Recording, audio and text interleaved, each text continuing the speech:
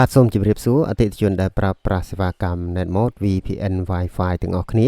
សម្រាប់វីដេអូមួយនេះគឺបង្ហាញអំពីរបៀបនៃការត្រួតពិនិត្យមើលសុពលភាពរបស់លោកអ្នកហើយនឹងវិធីបន្តសុពលភាពក៏ដូចជាការបន្តអាយុសេវា VPN Wi-Fi អញ្ចឹងជាដំបូងអ្នកទាំងអស់គ្នាបើក Google Chrome ឬអ្នកទាំងអស់គ្នាទទួលបាន link នៅក្នុង chat ដែលខ្ញុំបាញ់ទៅឲ្យក៏បានដែរ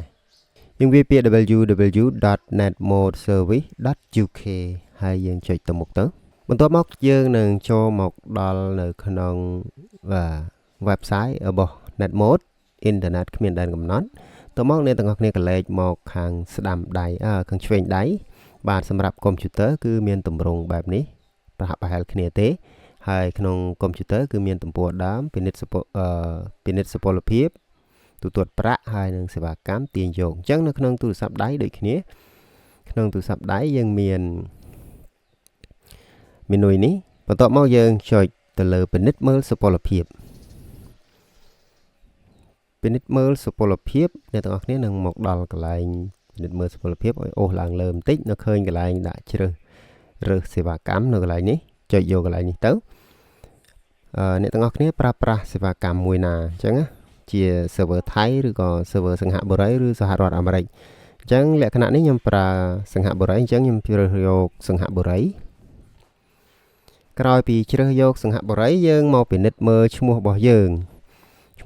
ខណៈពេលនេះគឺឧទាហរណ៍ខ្ញុំឧទាហរណ៍ឈ្មោះអូខេអញ្ចឹងចុះអូខេគឺបានផុតកំណត់នៅថ្ងៃទី21ខែមេម៉ាស់ខែ3ហ្នឹង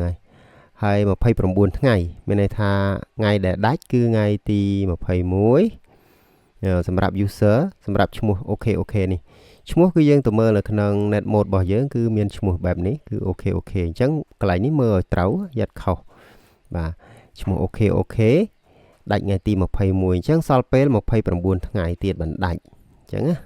ហើយចំពោះម៉ាស៊ីនដែលអាចភ្ជាប់បានគឺចំនួន4ខណៈពេលនេះគឺកំពុងភ្ជាប់ប្រើគឺមួយគ្រឿងអូខេអញ្ចឹងលក្ខណៈបើយើង expire គឺឡើងពណ៌ក្រហមបែបនេះលើក្រហមបែបនេះមានន័យថាថ្ងៃនេះថ្ងៃទី20នឹងដាច់អញ្ចឹងមានន័យថាខ្វះមួយថ្ងៃទៀតវានឹងឡើងពណ៌ក្រហមដើម្បីទឿនឲ្យយើងនឹងបន្តសុពលភាព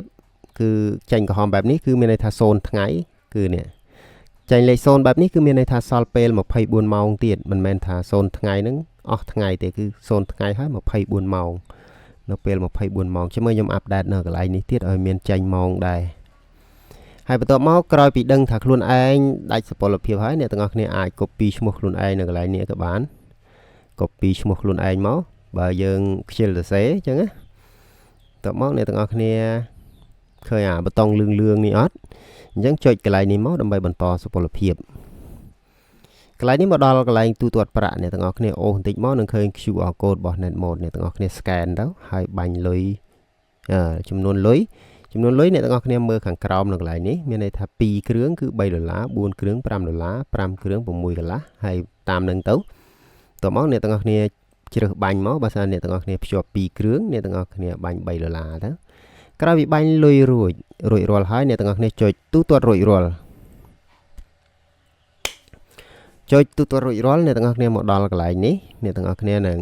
រើស server ដែលអ្នកទាំងអស់គ្នាបង់ឥឡូវឧទាហរណ៍ខ្ញុំរើសសិង្ហបុរីអញ្ចឹងខ្ញុំបានភ្ជាប់2គ្រឿងអស់$3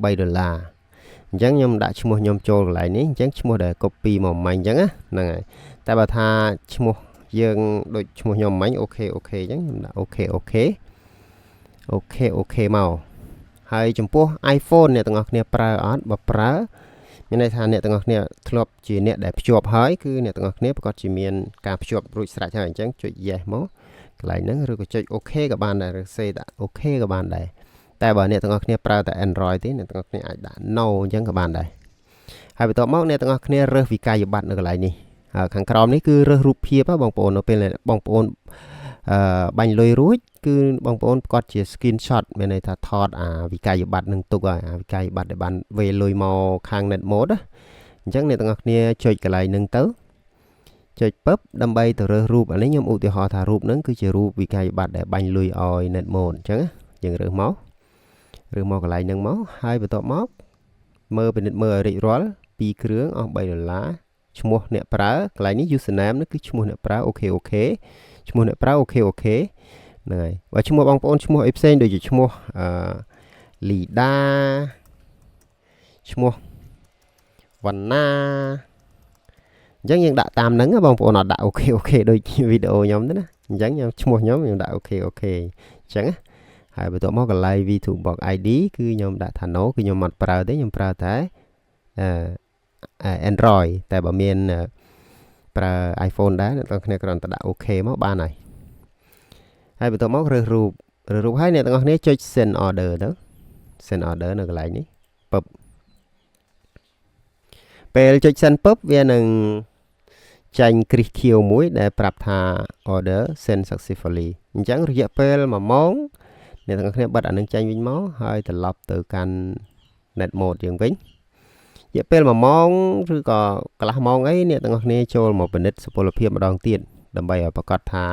សុពលភាពអ្នកទាំងអស់គ្នាហ្នឹងបានកើនឡើងអញ្ចឹងឧទាហរណ៍ខ្ញុំរើសសិង្ហបុរីដែរហើយបន្ទាប់មកយើងទៅមើលសុពលភាពយើងសុពលភាពឈ្មោះអូខេហ្នឹងឡើងអត់ឧទាហរណ៍ថាដំបូងឡើយកន្លែងនេះ29ថ្ងៃអញ្ចឹងបើយើងបន្ថែម$3ទៀតវាឡើង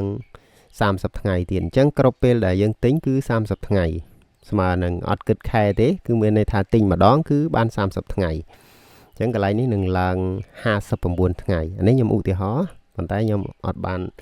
ទាន់បន្ថែមអោយទេហ្នឹងហើយ